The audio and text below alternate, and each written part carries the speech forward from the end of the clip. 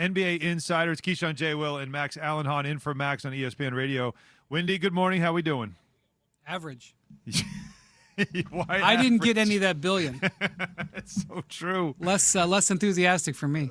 That's how I feel. Key just loves seeing the money going around, but today's story is really less about. Why the would players. I don't. You I love want some of the seeing money too. Yes, you do, but you. Hell, I don't want to just smile see on it go your to their face. accounts. The smile on your face when I was reading some of the numbers going out was priceless. But today's story is more about who doesn't want to be with his team instead of who's staying, and that obviously is Kevin Durant asking to be traded from the Nets, and Key seeing Kyrie, knowing that he's in L.A., and can we see, Wendy, as something you pointed out yesterday in NBA Today, the reality of a KD Kyrie trade to the Lakers? I mean, if they were going to be traded together, which when this was first going down, we just didn't really know where they were. That is a destination that could feasibly make sense because of Russell Westbrook and Anthony Davis. Having said that, if you were to list the possible options that would come to the Nets, that's not in the top 15. So I know that, and I knew when I said it that that's what would zoom to the top because we feed on the blood. Mm-hmm. But I acknowledge that is a feasible possibility, but it is not something we should spend time on right now. So if you don't spend time, look, Brian does this to me all the time. He's got me on a yo-yo. I'm trained. So Brian, if Kevin Durant and Kyrie Irving as a match to the Lakers isn't going to be feasible, could Kyrie Irving be feasible without Kevin Durant? No, it is feasible. It's not likely. Likely. Not to play with language. It is feasible, not likely. But could Kyrie Irving find himself in a Laker uniform? Absolutely. So the thing for Kyrie is in all probability, he's going to have to wait to see what the Nets do with Kevin Durant. That is the prime trade asset. That is where the prime decisions are going to go. And that could take some time because as the league executives started vetting everything out yesterday, as the Nets started looking at their options, and that's still happening, they're still going to be looking at their options and listening to trade offers. It now appears to me that there's a decent chance of this spreading to beyond 2 teams, to 3 teams. I can explain why in a minute, but it may take a while to figure out what the Nets are going to get back. And the Nets can't make a decision on what they're willing to trade Kyrie for until they know what's on their roster and, more importantly, what's on their books. So Kyrie and specifically the Lakers are probably going to have to wait. And here's the big reason. The only thing that the Lakers can trade for Kyrie Irving is Russell Westbrook. And if you're a Laker fan, you're looking at the sky and saying, oh my gosh, all my prayers have kindly come true. And I do agree, it would be amazing if they could execute that deal. Now, there would probably have to be draft picks involved, but before we get into that, Russell Westbrook makes $11 million more than Kyrie Irving. Now, they can be traded for each other under league rules, but you can't just ignore that extra $11 million. It is possible that extra $11 million could explode the Nets' payroll deep into the luxury tax. It's possible if the Nets end up with a sign-and trade and where they receive a player in a sign-and trade as part of a Durant deal, that they're going to be hard capped and they can't even do that deal. So, I will say to you straight, Key, because this is what you want, Kyrie Irving wants to be a Laker, is what he is sending the signal out, is that the only place he wants to be is a Laker. And the Lakers have the functionality to make that trade. And I think there would be some negotiation on the draft picks because it ain't going to be straight up. It just ain't. But they're going to have to wait. And the feasibility of that straight move, I'm just going to have to see what else the Nets are going to do with Durant. See how he did that? He got me on the yo-yo on the string again. So in the Kevin Durant situation, Wendy, is it any possibility at all whatsoever that Kevin Durant will not get moved and they would go to him and say, hey, we're going to move Kyrie. Here's what we're going to get in return. We're going to flip that in return and bring something back to help us win a championship, and that would keep him? I mean, at the risk of having this brought and used against me in 3 weeks, never say never, but I think it's an overwhelming chance in the high 90% that Kevin Durant is getting traded.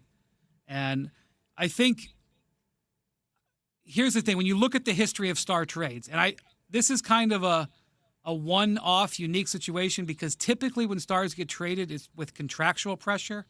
They've either got a year left on their contract or sometimes a year and a little bit more, and they have that to hold over the head of the team. Look, if you don't trade me now, you're going to lose me for nothing.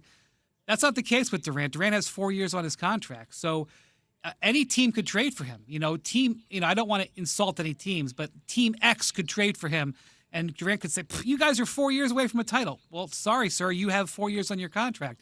So that makes this, the leverage situation doesn't normally exist. Having said that, if you look at the history of star player trades in the NBA, they almost never get equal star value. And you say, why? Because I think if you're a Nets fan, you're like, well, okay, we're trading him, but we're getting back all-stars and everything like that. You can't trade for Kevin Durant if you're giving away your best player. Because if you are, then your team isn't going to be a championship contender. You can't do a trade and receive Durant and be neutral. Otherwise, it doesn't make sense for you to do the trade. So this is why it's why star trades are never enjoyable, and also why draft pick compensation matters. And that's why they drive a lot of these trades, because ultimately you have to trade for unknowns because knowns are too hard. And so, like, an example, it is pretty well known that Durant wants to be in Phoenix. So if you're a Nets fan, you're saying, all right, well, we're taking Devin Booker. Well, for two reasons, Devin Booker will never be a Net. One, he just signed a $220 million contract extension. He's not eligible to be traded. But even if he didn't sign that extension, and this is part of the thing that makes this trade so difficult, Ben Simmons being on the Nets roster limits the amount of stars that the Nets can trade for, because there's an arcane rule, and I am so sorry that it's arcane, and I'm so sorry it's dense. He is what's known as a designated player. He got a specific type of contract as a rookie coming off his rookie deal, and you can't trade for two designated players at the same time. So there's this whole long list of young star players that they can't trade for. They can't trade for Bam Adebayo. They can't trade for Devin Booker. There's another list. And so when you look at making a deal with the Suns, you're not getting Devin Booker. I mean, even if you didn't have that restriction, they're not trading Devin Booker, because if they trade you Devin Booker, there's no real point in making the trade. And so it's probably going to be a trade that has prospects, high-level role players, and a bevy of draft picks. That may not be where the Nets are posturing in the first hours of this, but history tells us that's where they're going to end up, whether it's Phoenix or somewhere else. It's a great explanation as you just gave there. Brian Windhorst joining us right now, because it is something that is a lot of confusion about that. I've looked at this as if this is such a unique trade, because we have seen stars move before. And as you said, a lot of the times it's because of contractual pressure. The idea that there's only 1 year left on his deal and he's already letting him know, I'm not staying here. Anthony Davis being one of the great examples. I go back to, and I said this to Key, and Brian, you probably have a better recall than I do. I think this might be the biggest, most significant player being traded while still under contract. I mean, Kareem, like from the Bucks to the Lakers, like when he just didn't want to be in Milwaukee anymore. Like, I'm trying to think of something that is that significant. He's a top 3 player in the game today. So it is hard to imagine you're going to trade him for role players and some prospects and a couple of draft picks. Like, it's just so difficult to accept that, at least for me. Right. But you're saying in the end, it's probably going to lead to that. I Well, don't know, though, if I have to cater to what Kevin wants. Hold on. Okay. So how do you deal with this situation if you're in Brooklyn? How do you try to subvert that reality and try to get back a star player? Third team? That's right. So this is why I think this could potentially take some time and is going to spread to other teams in the league. So and just for the sake of I'm not saying this is definitely going to be the trade. I mean, I believe today. No, you're going hypothetical. That's fine. I believe today that Durant is going to ultimately be a Phoenix Sun. I'm not saying that with 80% certainty, but it's something over 50%. Okay. Is what I think is going to happen. So how does that happen? How does that realistically happen? What happens is the Phoenix Suns take what they have, which is some nice players, Mikal Bridges, DeAndre Ayton in a sign and trade, Cam Johnson, up to 4 first-round draft picks and 3 pick swaps. And they go out and they look for other pieces that they can trade. There may be another team out there that has more of a star player that's willing to make that deal, that's in a different situation than Brooklyn. And you then move that star in a three-way maneuver to Brooklyn, or vice versa. Brooklyn makes a deal with Phoenix, and look, I think they can maybe get 4 first-round draft picks here, maybe unprotected, and maybe 3 pick swaps. You can deal with your draft in 7-year increments. The Suns control all of it. That's the one advantage. Everybody who's like, when Bobby Marks does the board and he's showing what you can trade, you can't really compute the draft picks. The draft picks have huge value.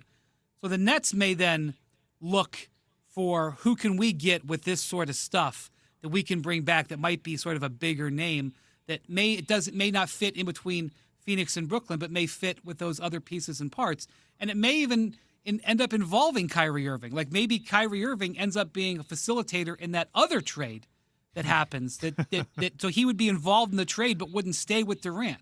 And so that's what's kind of, I think, going to be negotiated. And that's why, this breaks my heart to say this as somebody who has to work through this.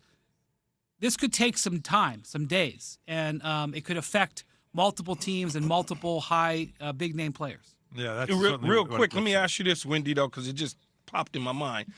Is there any way at all that Chris Paul could fall into this at all?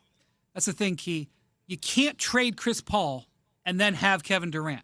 When the dust settles, it's got to be Durant, Booker, Chris Paul. Okay. If there's any negotiation that doesn't result in that big 3, it ain't going to happen. It's not worth doing, you're saying. Yeah, it doesn't. Why would they do it? Right. And that's where, Bill Simmons has this saying, and it's a great saying. 4 quarters doesn't make a dollar. When you trade a star player the dollar, sometimes you have to get back 4 quarters. You never want to do it because 4 quarters doesn't add up to a dollar in the NBA. The star is always more valuable than the sum of parts. Could Kyrie join them? No. And that's how you put Chris Paul in the deal? That's what I'm asking. No way.